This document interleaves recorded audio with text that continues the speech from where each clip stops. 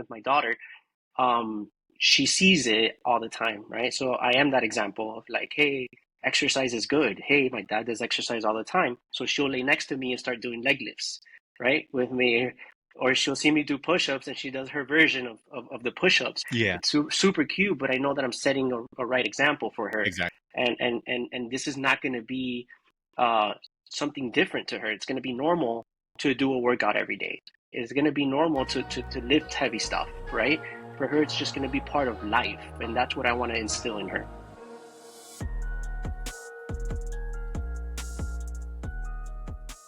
Welcome back, everyone listening. It's been a few episodes now, man. I appreciate you for those that have been tuning in. And if you're new here, this is the People Run Podcast. I'm your host, Fitz. And today we got an interesting guest. Meelo has been a friend of mine for quite some time now. Casual runner turned more serious runner. Recently did a marathon. We kind of say recent father.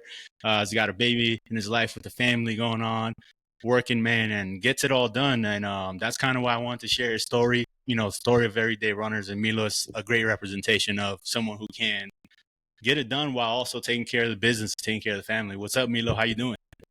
I'm doing well, man. Fitz, thank you for having me. It's a pleasure. I'm very proud of what you're doing. Yeah, man, appreciate you. I've always thought of like, I want to start a podcast too, right? But I guess I've never had the to do it. But you do, right? You do, and I think it's great. And I wish you lots of luck, man. Yeah, man, I appreciate that, man. I mean, it was kind of the same thing for me. You know, we always talk about, oh, man, I'm going to start something. And I had some downtime, recently, the past couple of months for like work and whatnot. And I'm like, man, let's go back to this and maybe see what it's like. I did some digging and put the first one out. And, you know, like anything, just like we'll probably talk about now, the more you do it, the easier it gets. And now here we are a few episodes deep and continue going strong. So glad to have you on. I think it's a good segue too, because if you think about it, it's all about getting started, right?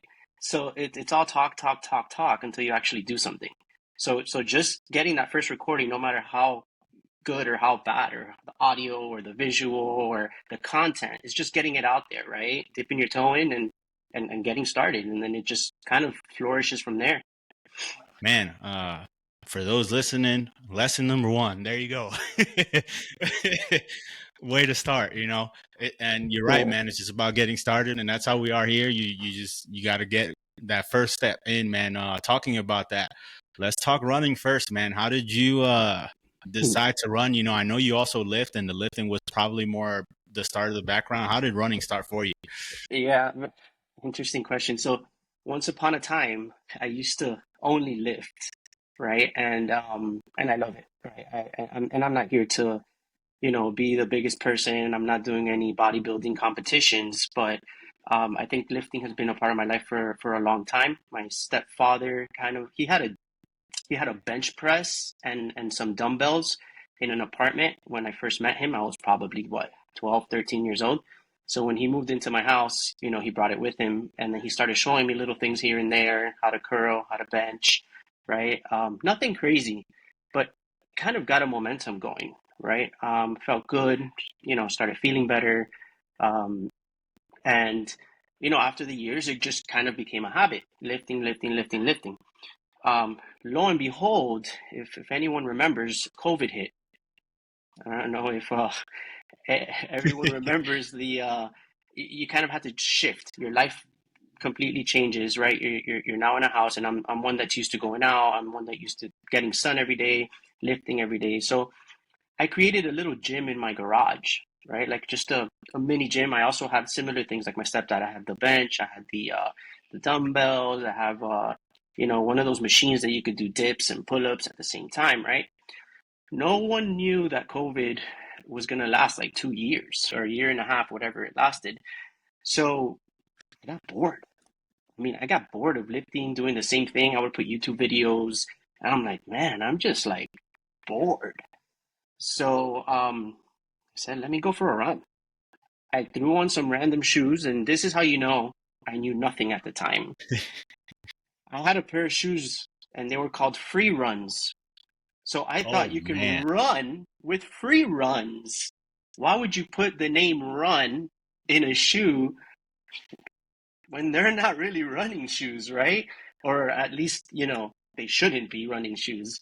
Anyhow, so I threw those on thinking, yeah, let's just do a mile here, let's do a mile there. So I would lift and then I would go for a mile. And then slowly but surely, I started increasing the mileage. No reason, just challenging myself, right? Just kind of like, okay, how far can I go? I would set certain milestones like, oh, I want to get to that tree next time and turn around. I want to get to that house next time and turn around. I want to hit one of my friends' house, right? I started getting a little bit more confident. Started hitting like the 3 mile, 4 mile. At that point, my legs were killing me. I had shin splints. My calves were like super tight, knots all over the place. And I'm like, that's normal, right? Whatever. It's normal, right? Um, so after about 6 miles, I started really getting into it. I'm like, whoa, this is pretty cool, right? I got this challenging, feat that I haven't done before, right? So I said, huh, how much further can I go, right? And like anything, I'm that type of person that like when I start liking something, I start really digging into it and really researching it. So, the first thing they said was get a good pair of shoes. But I have a good pair of shoes, right? No, right? So I got a good pair of shoes, and I'm like, wow, this is life changing, right? Like you felt more comfortable. It didn't hurt after the run, so that was kind of the game changer. Like the first real pair of shoes, I was like, okay, now I'm starting to get this, right? So in between, I would lift, and I started just continuing to challenge myself. So I signed up for my first race, right? Um, I, I signed up for the first race not knowing that I can do what I signed up for, which was a half marathon. So 13 miles, and I know anyone who's listening to this podcast probably knows or has been to a point where they said, I will never do 13 miles. What are you talking about? Like you could barely do one or two. So I guess after that half marathon, when you get there and you just feel the vibe, the energy, the camaraderie amongst, everyone around you, everyone's there for the same goal, for the same mission. You're not really competing against anybody, you're competing against yourself.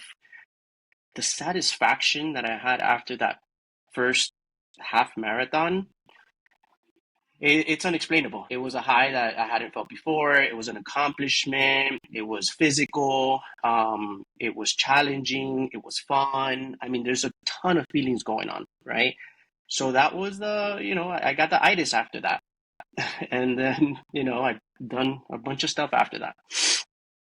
That's wild, man. To start running in Nike free runs, for those listening, I don't know if you remember those shoes. Some will, may not. I do.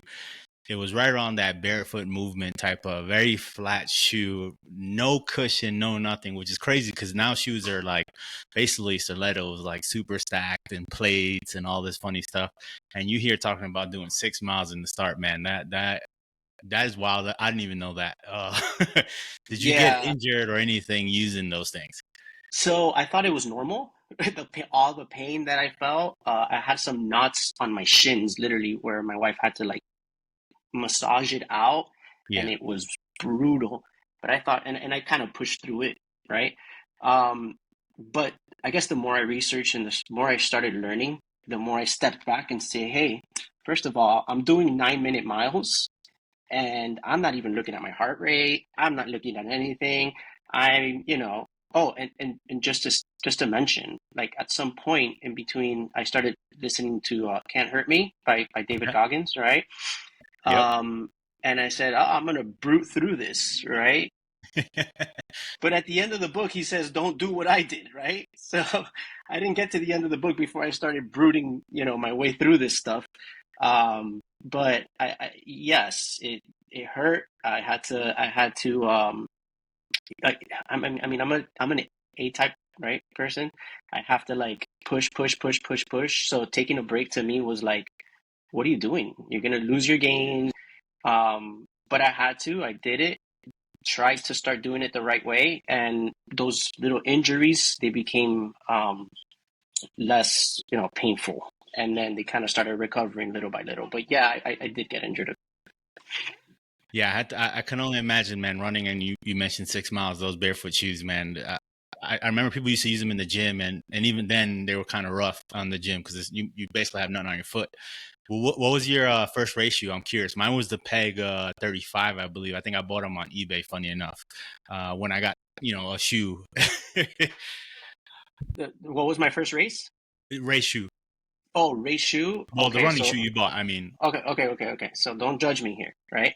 My first pair of running shoes were not even the best type of running shoes either, but Okay. they were so different from the free runs that it just felt a world of different. Yeah. They were the Adidas. Um, what was it called? The Adidas. Oh my gosh.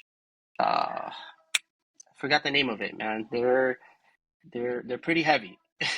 Okay. They're pretty Not Ultra heavy. Boost. Ultra Boost. They're Ah, there Ultra you go. Boost. It was the Ultra Boost, but they were like I think it was the fours, Hmm. the first ones, and I just love the color of it, right? I like the bright color running shoes, and everyone has their own style. Everyone has their own, right? I like some people like just all blacks, all whites. I like, the more color, the better. Yeah. Um, so I love the color of them. They fit very well. They fit like a sock almost. But after doing research, those weren't also the number one running shoes, right? So I kind of started off, I mean, from worst to bad to I then, mean, back then the Ultra Boosts were like just the word boost in anything was like super comfortable, and even Adidas at some point started throwing boost on more of their series shoes. I know a lot of people who started with Ultra Boost, so it's not too bad. They're Uh, great walking shoes. I mean, yeah, for sure. I still have a pair that I have like metal pieces sticking out, right? Just because I Wow. like how comfortable they are. I never use them for running, but I use them for walking because they're very comfortable shoes Yeah, for for sure. walking. So you did that first half.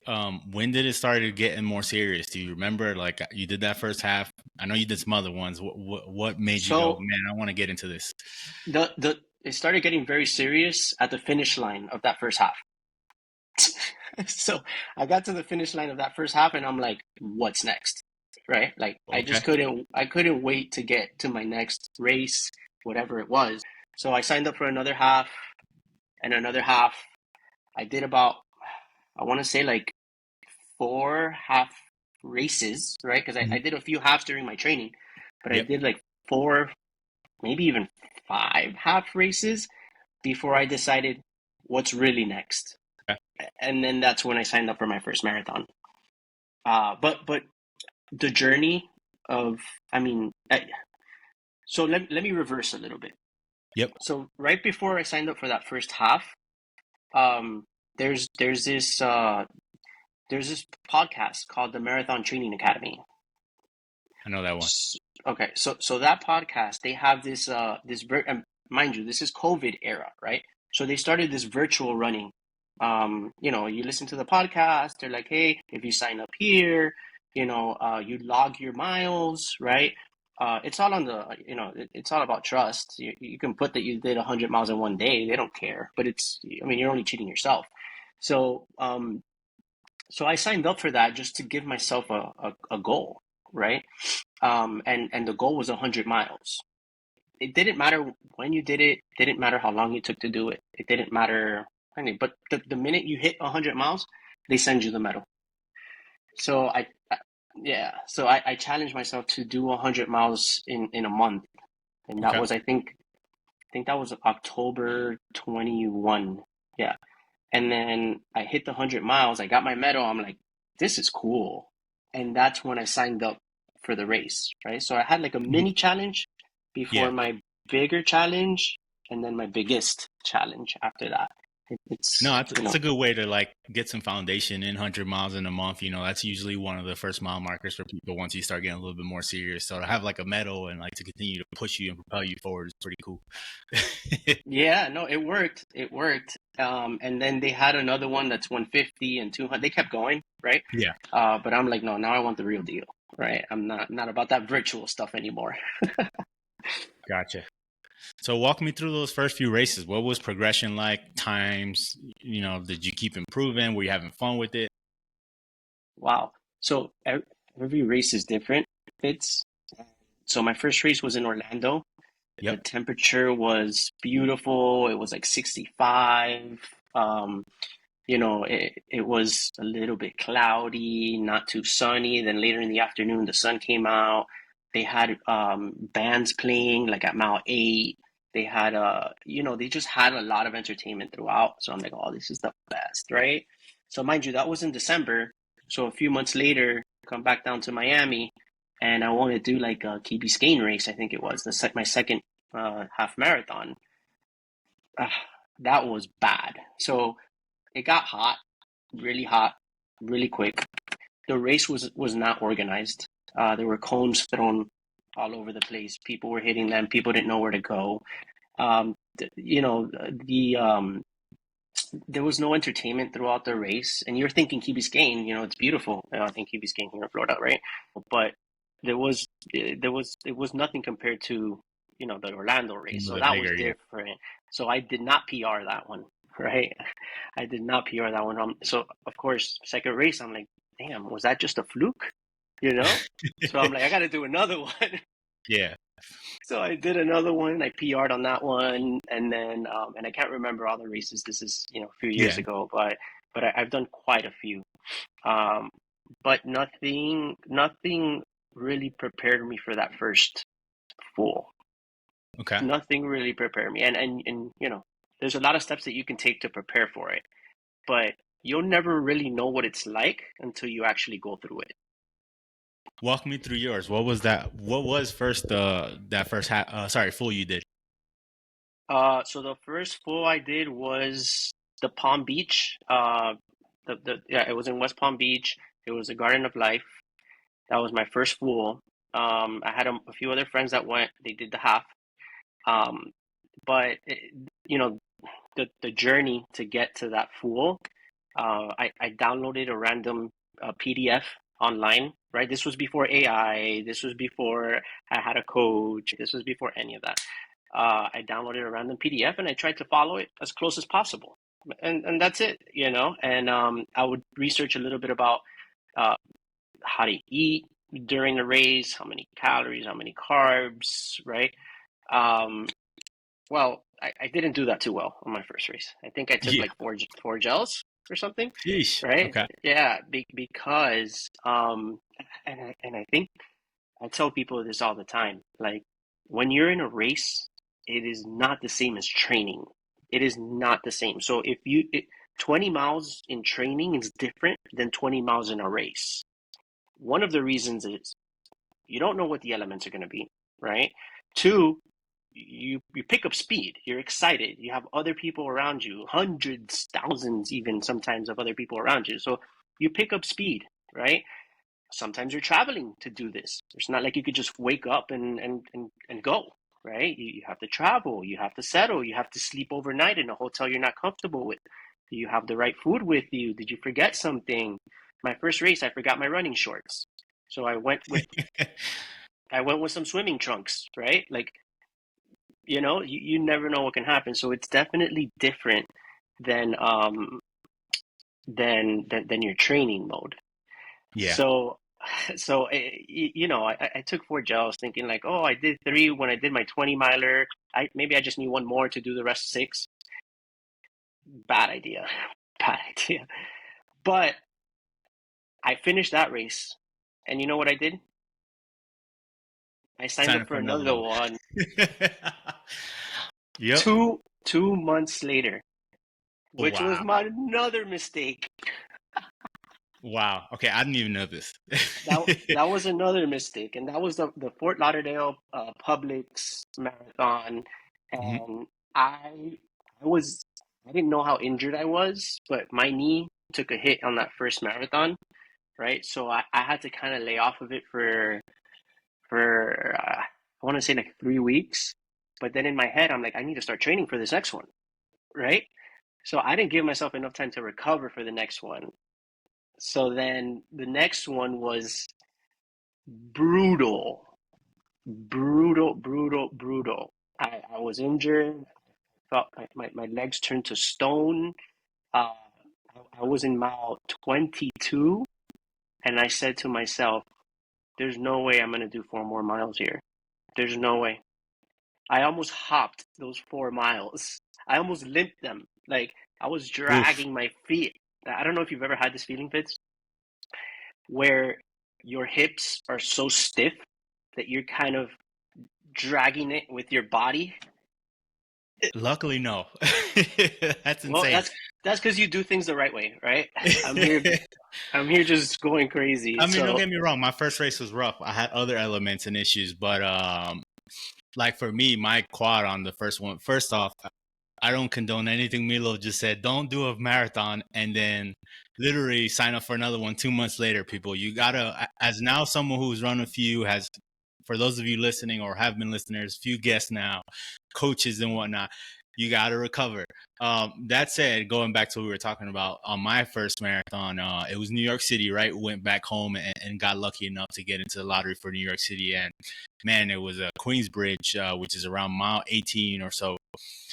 And I was going good, man. I was on pace. I'm like, man, my first marathon is going to be a breeze. And the quad tapped out.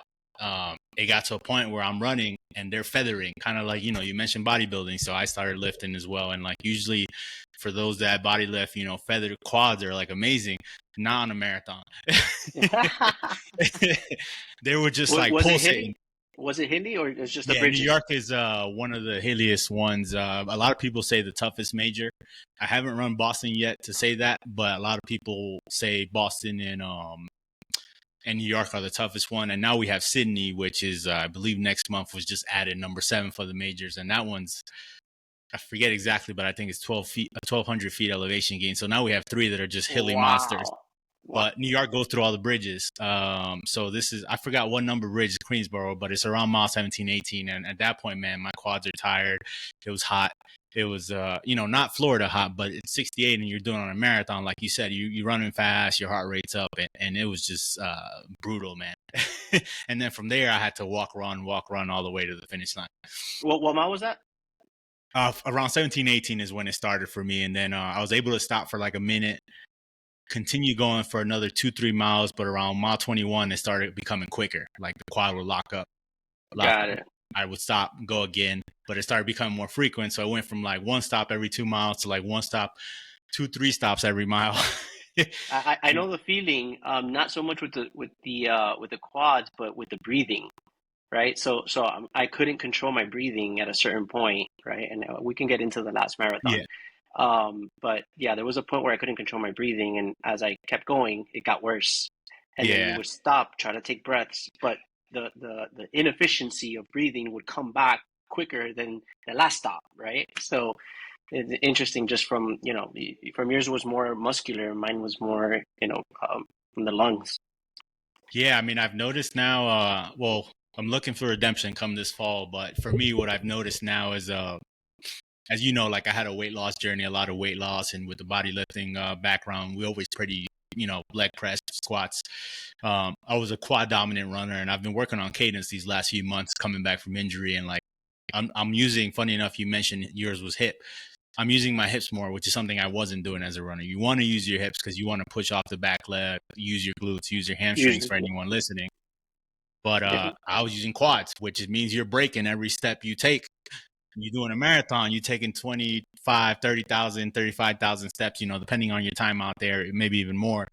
It's going to be brutal.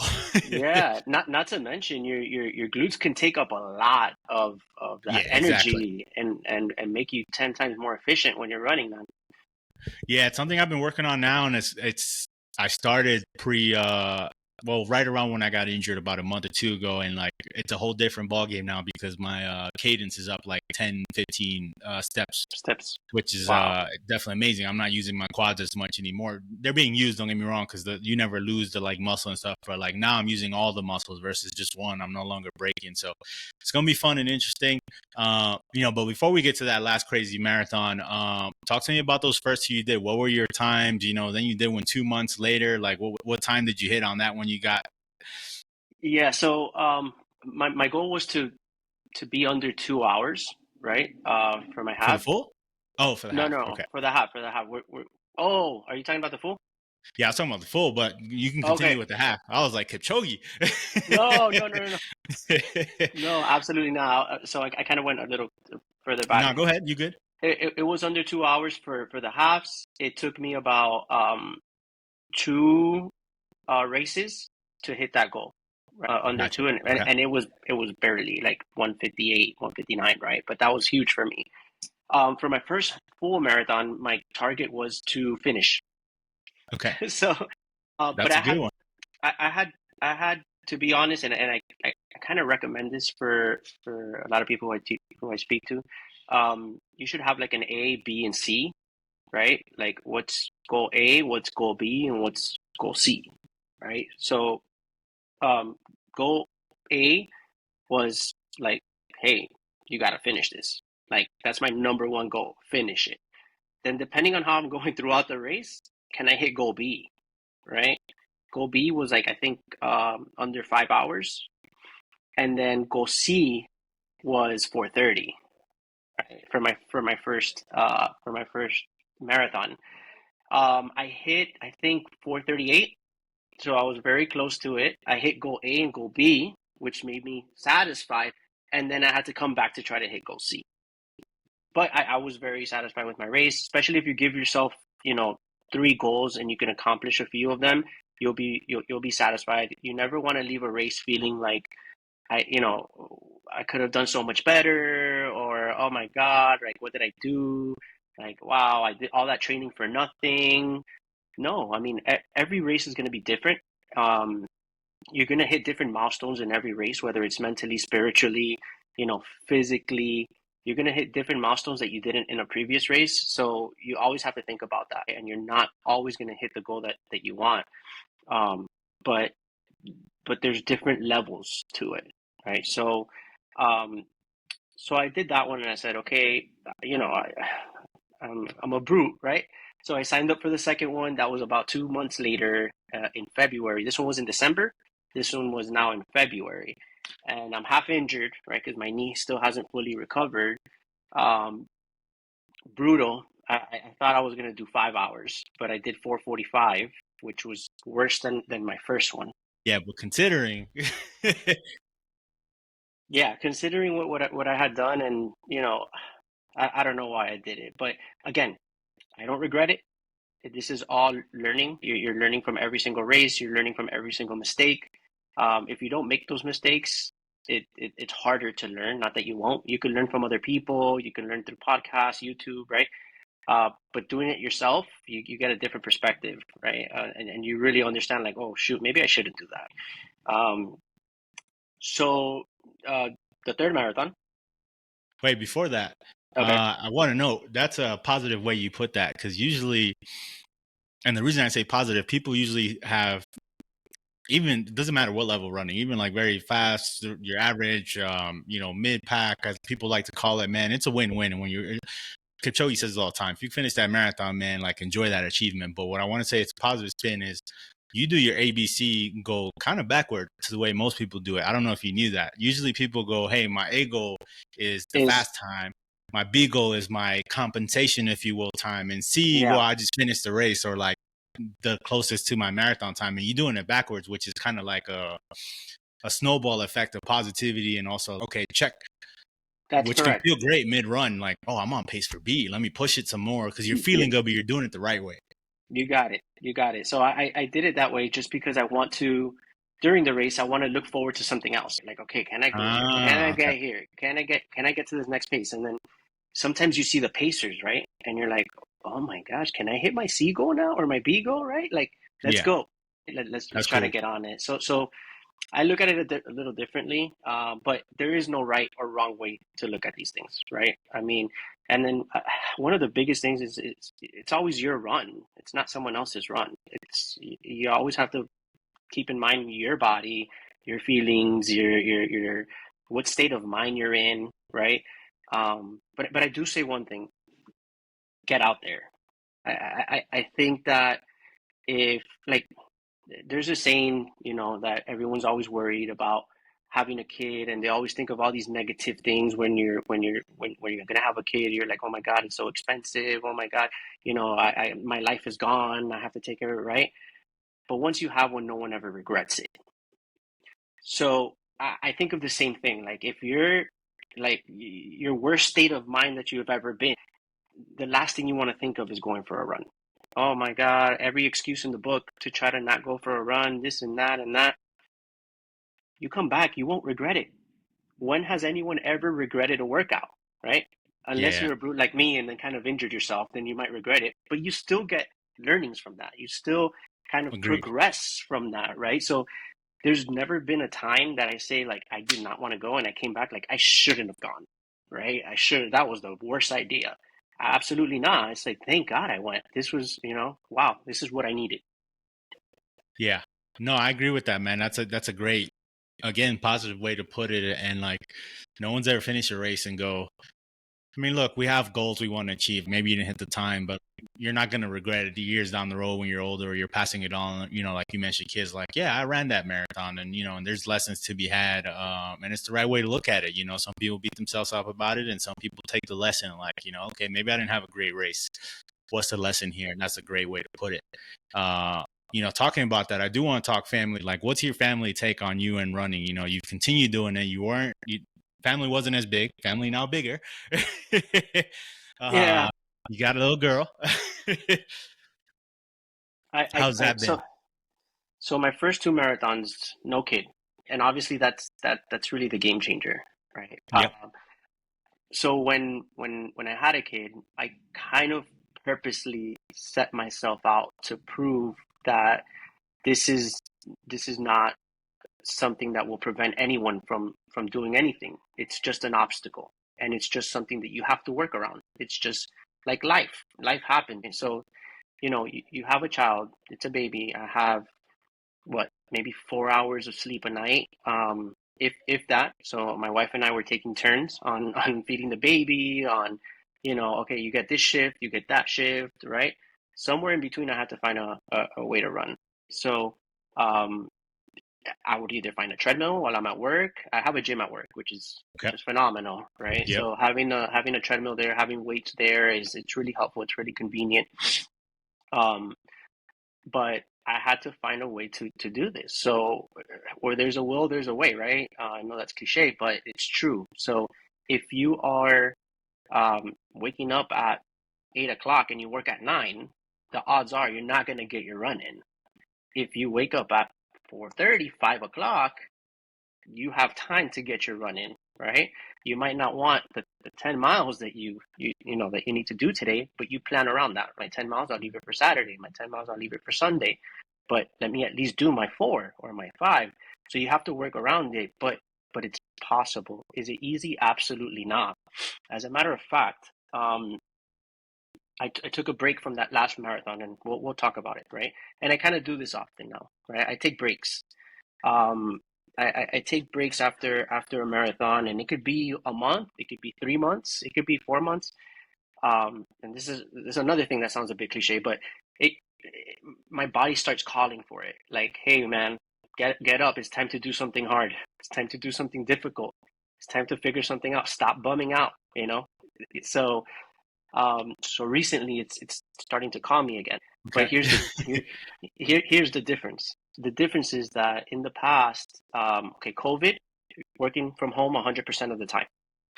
Then we started doing this hybrid thing, right? This hybrid thing back in 2023 or 23, 24. Depends This where you hybrid work. thing. Yeah. Yeah, depends where you work. My job decided they always want to do this stuff early, um, so I would work Tuesdays through Thursdays, um, in the office. I work an hour away from my house. And then Mondays and Fridays, I was working from home, much more convenient for my running. So I technically only sacrifice, because I would run Monday, Wednesday, Friday, Saturday, right? I would sacrifice my Wednesday because I would have to drive to work an 8-hour shift, drive back, then run, right? Um, so I would sacrifice my, that's not bad, right? That's not that bad. So that was what I had to do before this third marathon. Now it's a different challenge. Now I'm back 100% of the time.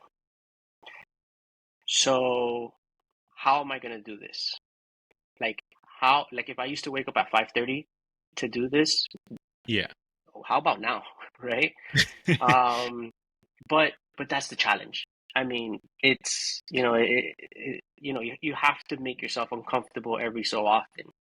That goes for that goes for anything physical, anything mentally. I mean, having a baby is a challenge within itself. Uh, Work, school, whatever it is that you're doing, you have to find something that makes you uncomfortable to grow, right? I always compare it to to breaking a bone. When you break a bone, it heals back stronger, right? Right? When you when you get calloused, what are calluses from, right? They come back stronger to protect you from whatever it is that you're doing, right? That's the same thing, right? When you do something difficult, whether it's mental or physically, it just you grow naturally, right? You Yeah. get stronger, you get better. So now I'm in this gray zone right now, Mhm. thinking like, okay, if I do this, because once I commit, I commit. There is no uncommitting, right? There is no failure. Once you commit, it's on, right? Uh, where am I right now? How can I do this? And the only way that's gonna get me there, the only thing that's gonna get me there is signing up for it. Gotcha. Okay. Well, talking about signing up for it, let's take it back just a little bit. So your third marathon, you had the family, work, toddler, little sleep, like you said, you was juggling and taking turns with the wife. How'd you fit it all in, and what was your goal even for that third marathon? So how did I fit it in? I mean, well, I talked about it a little bit. You have to wake up earlier. You have to be you have to be disciplined. I can't even. I mean, discipline it is an easy word to say, but it's very hard to accomplish, right? Perfect way to put it. Waking up every day at 5:30, 4, whatever time is what gives you that extra time, and you have to find a place to do it. And you have to commit. You have to get your wife involved and say, hey, look, these are the days that I'm going to run. I need you to help me these days, right? Whether it's the morning, afternoon, or evening, you have to figure it out. I don't like running in the evening. I have a lot of food in me, like, Yeah. breakfast, lunch. Then I have Yeah. an hour drive. The bowels are not in my favor. So, so I don't like to do the night running, but you got to do it. You got to do it. And there's time where you need a pit stop and just move forward. Just get it done, man, one way or another. Sometimes I'm out there running at 8 o'clock, pitch black. And you find ways to get around it. You get a light bulb, get a light, whatever, Headlamp. get Yeah. lights, like a headlamp, yeah. Um, and get through it. My goal, which is your second question, my goal was sub 4 hours, right? And if I was gonna hit that goal, I needed someone like Fitz to help me here. So luckily you started a new journey at that time, Yeah. and I mean, what better timing for me and a few other buddies that you've had on the podcast, Ozzy and George. What better timing for you to start this journey than that next marathon where I want a PR big time. I mean, we're going from a 4:38 to like a 4, right? If anyone knows what cutting 38 minutes, yeah, it's huge. It's huge, right? So that was my goal for the third marathon. Yeah, man. It's crazy you mentioned it. For those listening at the time, I had just gotten my coach certification, and I reached out, and you might have heard this on a couple episodes now for anyone listening already, or continued listener. But reached out to a couple buddies, like, hey, you guys are doing your race, let me coach. But what I didn't know at that time was, because you learn through your athletes like what they got going on a daily, weekly basis when you're fine tuning their workouts, their runs, and stuff, all the other stuff you had going on. Because you talk to your friends all the time, but like you become a little bit more in tune when you're coaching someone, because it's like, I can do this run today, but no, I got to take the kids somewhere today. I got to work an 8-12 hour shift today. I can't do that weekend, and you're helping them get to their goal and move things around, man. And Yeah. you mentioned some of the things that you did to get there. talking with the wife and planning those days and kids. But it's quite the experience, man. And I'd say you made it work. We didn't hit the sub 4 hour goal, but goddamn pretty close considering what the race was. I'll let you talk about that. How was that race for you? Tell us about what it was So for you. so right before I get there, sacrifice, right? I Yeah, mean, I think that you have to sacrifice sometimes to get what you want or to get somewhere that you want to go. I Who wants to wake up at 4:30 in the morning on a Saturday to run for 2, 3 hours, and you want to wake up that early because you don't want the sun to hit you and be stuck out there for an hour or two under the Miami sun, yeah, not to mention the humidity. So sometimes you get up and it's rained the night before, or it's currently sprinkling, which is even worse. I'd rather have it rain than sprinkle because all the yeah, vapors just come up from the bottom, and the breathing is just that much harder, right? So the humidity here in Miami is ridiculous. It's 90% humidity, 100% humidity, right? And that sometimes is more challenging than the heat itself. yep, And the sweating, the water loss, the electrolytes, you lose electrolytes in seconds, right? Um, but I think sacrifice is a very important description of what you have to do to get to where you want to go. So you do have to sacrifice your sleep sometimes, right? Even though we know that sleep is essential for recovery, but when you have kids, when you have a full-time job, when you have family you have to visit, when you have all, something's got to give. Sometimes it's family, sometimes it's sleep. Um, you got to make a choice, right? And there's one thing that the first two marathons taught me is you got to be prepared for this stuff. If you're going to enjoy it, you want to be prepared. You want to enjoy it. You don't want to go through the pain cave as Goggins says it. Right? It's always an experience to go through the pain cave. I'm not gonna, but the less you can go through that, the more fun you'll have. So that kind of leads me into the third marathon. Um, yeah, where do I start? I mean, it was pouring rain at the start line, right? It was like, hmm oh my God. So one of my friends, Rigo, he's like 6'3". I stood behind him so he could take the whole wind because I'm 5'7", right? So savage. I stood behind him like, let that guy take all the rain and and the wind, being a bit selfish, but I was doing the full, he was doing the half, so I kind of justified it that way, right? Yeah, But it was cold, man. It was cold, but a few miles in, it kind of helped because your body heats up pretty quick. So a few miles in, you're like, okay, I'm already getting hot, and then all of a sudden the sun just blasts, right? It comes out. The winds pick up, and it's kind of like an open format, like you're right on the water, so all the wind from the ocean is coming in, and you're kind of pushing against it. But I felt really good throughout my marathon, right? I mean, mile 13, which was at the halfway point, I remember seeing you. You're like, hey, what's your pace? I'm like 8:40 or 8:30 or something like that. He's like, man, that's soon. I'm like, I know, but I feel good, right? I feel good. Guys, stick to the plan, right? Stick to the plan. You never know what those runs are going to give you. And when you feel good, you just want to take advantage of it. And you feel high. You feel like you're in a different state of euphoria, and you're just like going. And no matter what you have in your ears playing, you're just feeling great. So I'm gonna tell you that I thought I was gonna sub 4. I thought I was gonna kill that thing. Like I was on pace to like, oof, I was killing it. Come mile 22, uh, I'm running and I see you again, right? I'm out of water.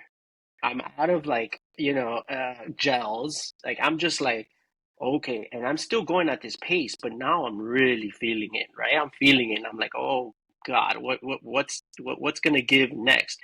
And I see you, and I'm like, yeah, I need water, right? Um, so luckily you had a water bottle there. But for you to keep up to me, you had to go like a seven pace, right? Because I'm like I'm going, I'm on it, yeah. and I did not want to slow down. Like I had a good flow going, so that water helped me get through about 2 more miles maybe. Because oh man, mile 24. and 25. Mind you, it's right. You're right there, man. You're right there. And this is where I can tell you, 90% of it is mental, man, because getting through those last 2 miles were worse than the 24 miles I just did. Like, how is that possible? So I remember at one point you were telling me, Meelo, just think of the steak. You're gonna have a nice steak. I'm like, I don't want steak. I want to finish this right now. I want to finish this. I want electrolytes, right? I want water. So, um, it was the last mile, 2 miles were brutal, but I did finish at a 4:02. And I felt very good about it. I mean, I was very close to hitting my target, but again, the Yep. ABCs, right? Yep. I hit B, and I think that I'm ready to test that again soon. That's amazing, man. And no, like I agree with that. I give you kudos, man. For those listening, you started with it. It was rain, it was downpouring, it was cold. But the second half, man, for anyone listening, I don't think most people, to be honest with you, would want to finish that race. I think that's something for you Floridians. But they went from cold to rain to 80 plus degrees and the humidity, like you mentioned earlier. Then there was a windstorm. This is all in the middle of a 26.2, full marathon. Like, even some elites would probably drop out at this kind of conditions and weather. So for you to hang in there and finish, and funny you brought up the steak. I have forgotten about that, but he looked so serious. I wanted to make a joke because no one wants to eat a steak mile 20 anything, but it didn't work. But I was like, here's a water bottle. And he hung in there, man. I think just reflecting and thinking back from that, because that was December last year for those listening, you would have probably had sub 4 by a landslide. And even average conditions, I'm not even talking great conditions, 70 degrees or something, you probably would have had it no problem. So like for you to finish 4:02, man, and hung in there, obviously it defeated you a lot after, because those conditions elements would anyone. It's rough. But mind Uh, you, like uh, you never know. I mean, this is December. You're hoping for a nice weather. You're hoping, yeah, when does it rain in December? Uh, it's just, you never know. So you got to prep for everything. You got to be ready for anything. And it all makes you better. It makes you stronger. It makes you, next time you want to go train in the rain and you're scared to, I mean, you can't control the weather on race day. So go figure it out, you know? you're 3 marathons in now, man. What would you tell yourself looking back for this next one, or just reflecting on those past three?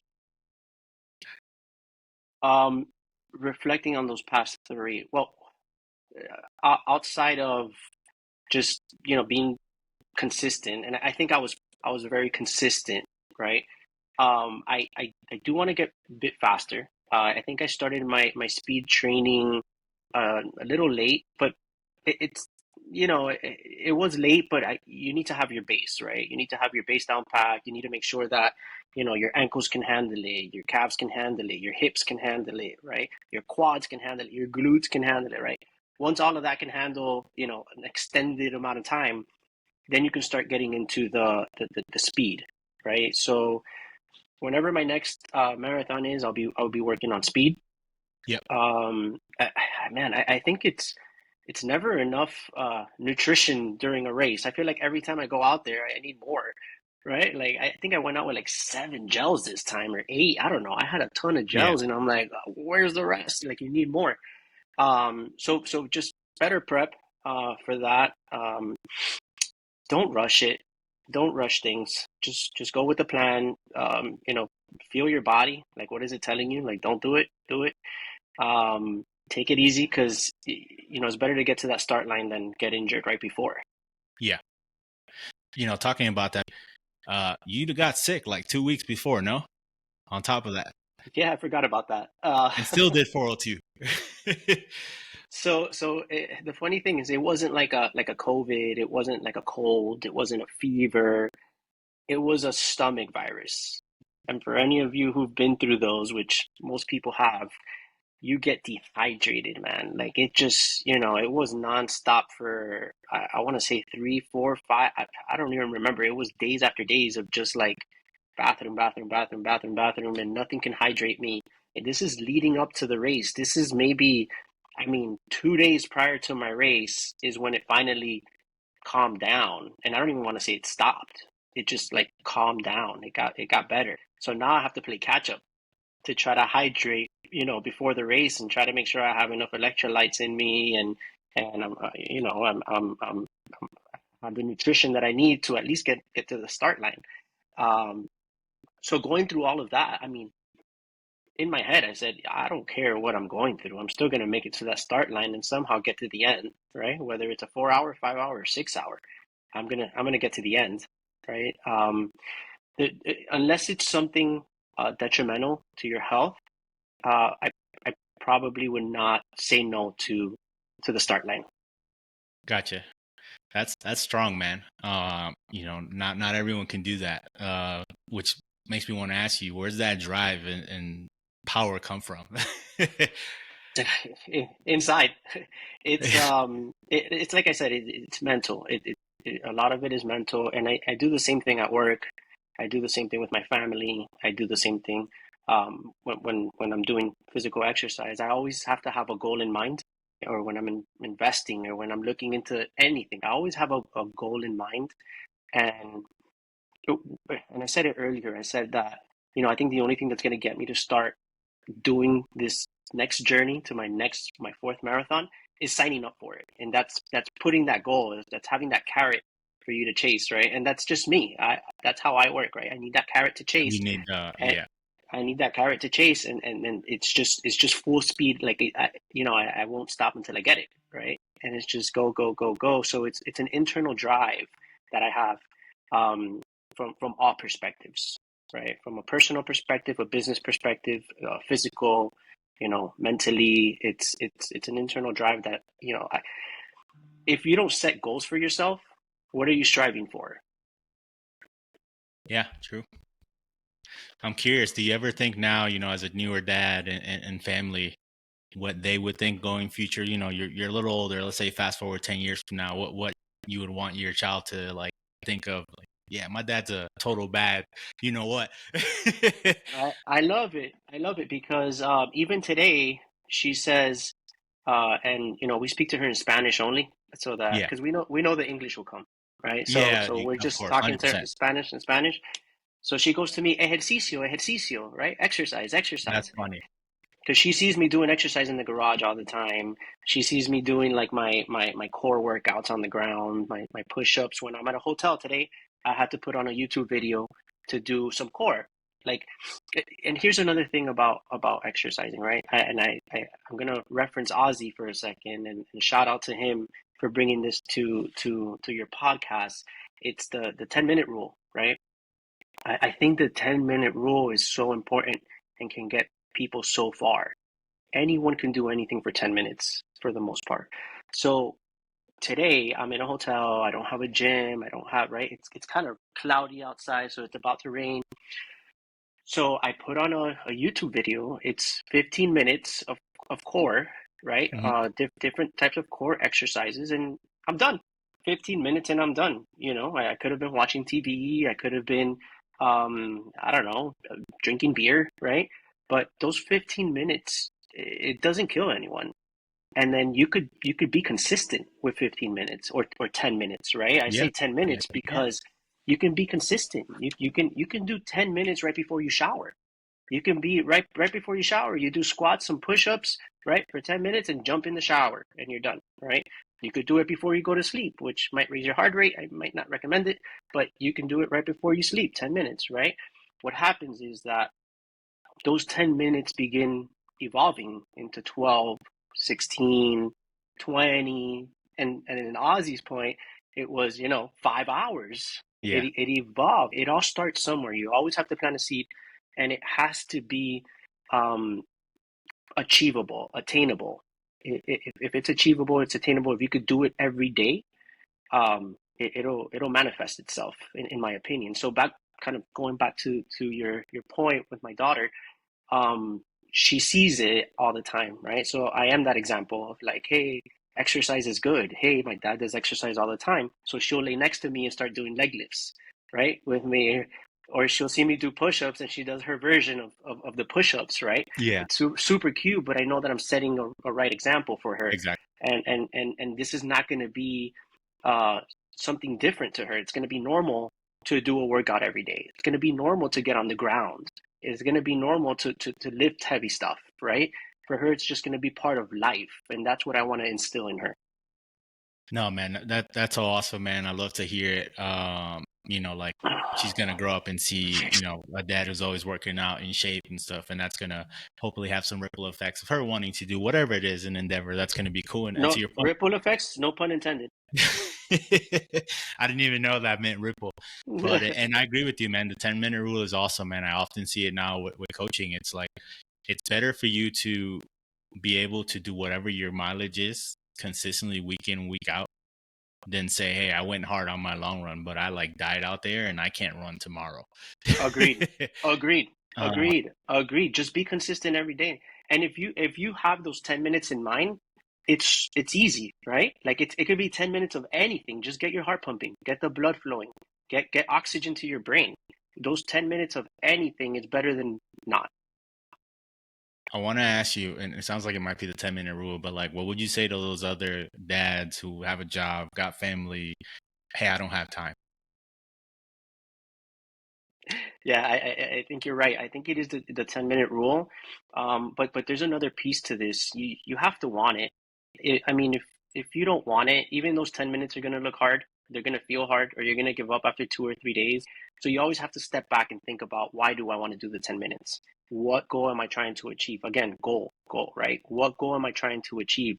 Whether it's losing weight, whether it's mental stability, whether it's physical, right? You just want to get stronger. Whether it's, I mean, there's so many different reasons why one should hit those 10 minutes every day. But you really have to want it. And sometimes you have to write down those goals. You have to tell yourself, this is what I want, this is what I want, this is what I want. And it has to manifest within yourself, right? And I always bring back the 10 minutes, because I think that once you do the 10 minutes, you feel better. Like Yeah. you'll automatically just start feeling better. So tomorrow, it's not bad. It doesn't take up a lot of time. You're not over stressing yourself, and you feel better after it. So why not? And then have that goal in mind, right? And then it's a domino effect. And you and anyone who exercises know this. After those 10 minutes, you may not want to eat that pizza. After those 10 minutes, you may not want to eat a cupcake, right? After those 10 minutes, you may say, man, let me have fruits, or let me just shower and go to bed. So it's a domino effect. When you exercise, you'll start cutting little things off to not, damage what you've done for the most part. And I wanted to pause right here on that very moment. What a quick way to catch some positive wins in simply a small 10 minutes. You're listening to the People Wrong podcast. I hope you're enjoying this episode. Back to the episode. You mentioned it a couple of times. You like to take a break sometimes in between races. And it's funny. I can kind of tell when Meelo is starting to get a little bit more consistent and probably thinking of jumping in something new, because he'll start taking these breaks, and out of nowhere, I'll start seeing he's running a little bit more consistently. So talk to me where you're at now. You starting to run a little bit more again. What are you thinking next? Yeah, so I told you, anytime that we're going to do something like this, it takes a lot of sacrifice, it takes a lot of commitment. So it's pretty draining, and I always have to have a goal, right? So when I don't sign up for anything, that's my break time, right? And Yeah. that's like, okay, let me not worry about anything, let me just relax, let me kind of absorb. Um, but then I get the itch again. It could be a month, it could be a few months later, and I get the itch again. So now I'm in the getting my feet wet Okay. stage, right? Like, hey, let me just start building on that base again. Let me Yeah. just see where this is going. I'm trying to work around my schedule right now. So I'm trying to see, like, okay, if I were to do this, how would it look like? What would it look like? What sacrifices would I have to make, or what would my schedule be like, considering my new situation, right? So there's a hybrid situation. Now it's 100% back with a baby. What does this all look like, right? And the question is not whether it's feasible or not. It's, how much do you want it, and how much are you willing to sacrifice to get it? So that's the stage that I'm in today. Um, Traveling would make it a little bit harder if I had to travel somewhere to do it. But then again, I don't want to do the same thing over and over. Like, for example, I did the West Palm run twice. I'm done. I think someone mentioned, I think Ozzy mentioned like crap. It's a loop, like loop and loop, and it's tough to do these loops. So I'd love to experience something different that's not a loop, and I'd also like to experience something out of state. It just makes it that much more difficult. So I will definitely let you know Okay. when that time comes. This year, I will say that it's a bit tough. I had a nice vacation in Europe, and that took up a bunch of my That's vacation amazing. time. But I'm thinking beginning of next year is a is good timing for me. Plenty of time to train and get there. Are those breaks you take like instinctual? You just want to take the time, recover the body. Also just time frame, maybe you got more work going on, a project or something, or let me just spend more time with family. Well, it's a mix of everything because situations change, right? Like I mentioned earlier, the hybrid situation just went away all of a sudden, and it just Yeah. so happens that it was right after my last marathon. So I took a break from all the sacrifice that I was doing. I kind of had to get resituated and understand where I stand. Now I'm starting to dabble a little bit and see where I'm heading. But the breaks, I've also learned my lesson. You have to take a break, but and it's how you feel. And then after a while, it's like, okay, you know, what am I doing? What's my next goal? What's next? What am I gonna, get myself? What challenge am I ready to take on? So that's kind of where I'm at now. And that happens with anything, right? With work, it happens all the time. Like, okay, now what? After a year of doing the same thing, or after 2 years of doing the same thing, like, what's my next goal? What's my next achievement? Where am I heading? So that's kind of my why I break. No, it's smart, man. It lets you keep your sanity, focus on family or just recover the muscles, spend some time, focus on work, whatever that may be. It's a smart thing to do. I think more people should take a break, you know, and you eventually get back to it, sign up. Yeah. Yeah. Let me um, tell you, once I sign up, it's over, right? Like I'm yeah. committed, and like there's no looking back. So, and it's a bit scary sometimes because I'm so focused on that stuff that I know it's a huge sacrifice for me, but again, it's worth it. Like it's worth it. When you get to that finish line, it's all worth it. If you don't mind me asking, what's your wife take on all this? We talked about it a little bit, but what's your wife take when you go, okay, I'm signing up. I need this time. Of She goes, "Oh, here we go again," right? So she knows that and I'm very grateful for her. But she knows course, yeah. that she has to give a little bit also for this and for these challenges that I put myself into. It's not that it's a requirement, right? No Yeah. one's telling you to do it. No one's holding a gun to your head. This is something that you want to do for your own good, for your mental health, for your physical, for your personal goals. And there's she has to sacrifice too, right? So she understands it, and she helps me as much as I can. Sometimes, she's fed up with it, like you're always running, but I have to kind of like, I did sign up for this. It's just 4 months of training, just 4 months. It's almost half a year if you think about it, right? It's Yeah. like half a year of training. But she understands and she's there to cheer me on, when I do have those races. And this is like you mentioned, right? This is a great example for my daughter to say like, yeah, I saw my dad, running and finishing a marathon, which, only less than 1% of the population can finish. It's a great feat and it's a great example for everyone, Yeah, it's a great point, man. And for those listening, whether you're a parent, partner, you're juggling life, you're going to school, this is just another reminder, man. Meelo's story that you can do it. You just got to chase it if you want it, as you mentioned, man. Make it meaningful. If this one hits home, share it, subscribe, send it to a friend that you want to help get started. This is the people run, and this is Meelo's story, man. It's an important one, man. Thank you, Meelo. I appreciate you. For anyone listening, this is the people run. Until next time. Fitz, thank you for having me. Of course, man.